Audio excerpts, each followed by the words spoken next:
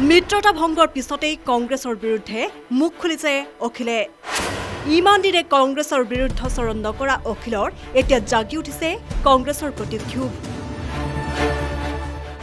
মনৰ ভিতৰত পুহি ৰখা বিতৃষ্ণা এতিয়া জাগি উঠিছে অখিলৰ।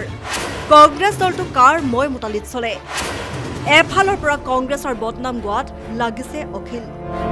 কংগ্ৰেছৰ পৰা ৰামঠগন খোৱা অখিলৰ এতিয়া পৰিস্ফুট হৈছে আচল ৰূপটো।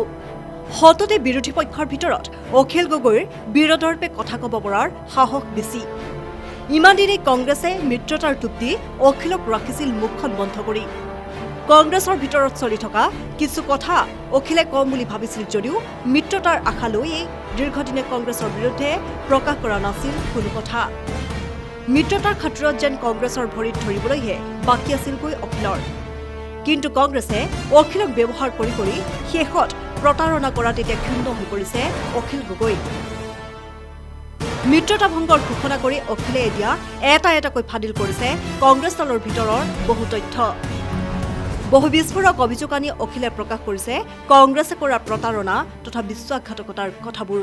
কংগ্ৰেছৰ ভিতৰ চোৱাৰ কথা কৈ গ'ল কংগ্ৰেছ দলটোৰ মই মতালিৰ কথা। কংগ্ৰেছ বা INC ইণ্ডিয়ান নেশ্যনেল কংগ্ৰেছ আৰু ৰাইজৰ দলৰ আদৰ্শ পৃথক। কংগ্ৰেছ ৰাষ্ট্ৰীয়তাবাদী, আমি জাতীয়তাবাদী, আমি আঞ্চলিকতাবাদী, আমি ফেডাৰেলিজিমত বিশ্বাসী। তেওঁলোকৰ চিন্তা সামন্তীয়, আমাৰ প্ৰগতিশীল, সমাজবাদী আৰু ছ'চিয়েলিষ্ট। কেৱল আৰু কেৱল ফেচিষ্ট সাম্প্ৰদায়িক শক্তি BJP RSSক প্ৰতিৰোধ কৰাৰ স্বাৰ্থত আমি তেওঁলোকৰ সৈতে যুক্ত ফ্ৰণ্ট গঠন কৰিছিলোঁ। আমাৰ বাবে যুক্ত ফ্ৰণ্ট গঠনৰ নিয়ম হ'ল যুক্ত ফ্ৰণ্টত সদায় প্ৰগতিশীল শক্তিৰ হাতত নেতৃত্ব থাকিব লাগে, তেতিয়াহে জনগণৰ উপকাৰ হয়। কিন্তু কংগ্ৰেছৰ সৈতে আমাৰ যুক্ত ফ্ৰণ্ট গঠনত প্ৰগতিশীল শক্তিৰ নেতৃত্ব বাদেই দিয়ক, কংগ্ৰেছৰ সৈতে কোনো আদৰ্শগত কথা পতাৰ পৰিৱেশে আমি পোৱা নাই। কংগ্ৰেছ মিত্ৰতাক লৈ মুঠেও চিৰিয়াছ নহয়। সঘনে সলনি কৰা তেওঁলোকৰ মিত্ৰতাৰ আলোচনা কৰিবলগীয়া যি সমিতি, সেই সমিতিবিলাকক বদলাই থকাটোৱে প্ৰমাণ কৰে যে তেওঁলোকে মিত্ৰতাত কোনো গুৰুত্ব আৰোপ কৰা নাই। তেওঁলোকে আমাৰ মিত্ৰ দলবোৰৰ সৈতে আলোচনাৰ বাবে মুঠেও সময় দিয়া নাছিল। ক'ৰবাত বিয়া খাবলৈ যাওঁতে, আনকি ৰিপুণ বৰাৰ ছোৱালীৰ বিয়াৰ সময়তহে দেৱব্ৰত শইকীয়াই আমাক লগ পাই প্ৰাৰ্থী তালিকাৰ বিষয়ে আলোচনা কৰিছিল।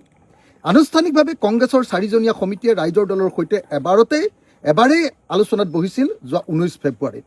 তেতিয়া আমি গভীৰ উদ্বেগেৰে লক্ষ্য কৰিছিলোঁ যে কংগ্ৰেছ বুলি কোনো দল আচলতে নাই। কংগ্ৰেছ দলৰ অমৈহতীয়া কোনো প্ৰাৰ্থীও নাই।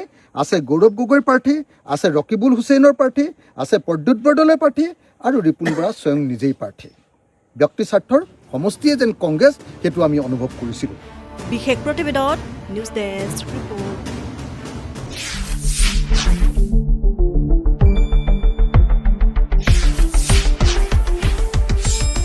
শুদ্ধ আৰু বিস্তৃত বাতৰিৰ বাবে চাই থাকক নিউজ ডেস্ক ৰিপৰ্ট।